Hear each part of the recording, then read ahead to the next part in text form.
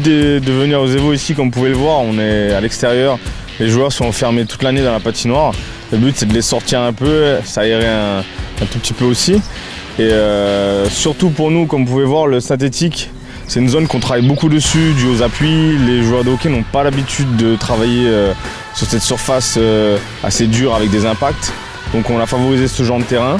On est tout le temps en glisse sur la glace, donc dès qu'on reprend la prépa, on a pas mal de tension dans les hanches et dans les genoux et dans les chevilles. Donc on essaie de réduire ces impacts en travaillant là-dessus.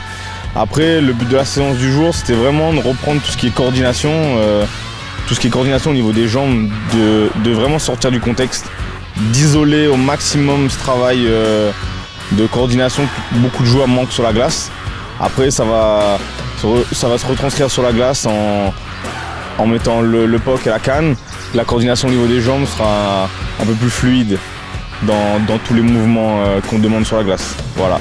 Et en plus de ça, on rajoute un gros travail d'intervalle sur des séquences très courtes, c'est-à-dire 5 à 10 mètres. C'est ce qu'on nous demande sur la glace, avec des gros arrêts départ pour vraiment préparer les jambes à ce que ça soit plus facile en match. Le but de ce travail de leader drill, c'est vraiment de coordination des jambes.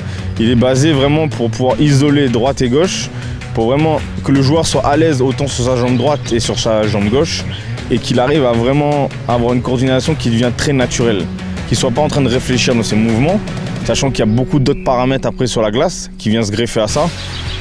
Plus il sera à l'aise là-dessus, plus après tous ces mouvements-là vont se faire normalement sur la glace. Et il aura vraiment une aisance dans le geste qu'il doit faire sur la glace, tous ces déplacements avant, arrière, côté. Donc voilà, le but de tous ces petits pas, comme vous allez pouvoir le voir dans la vidéo, c'est de vraiment être très très fluide dans les mouvements.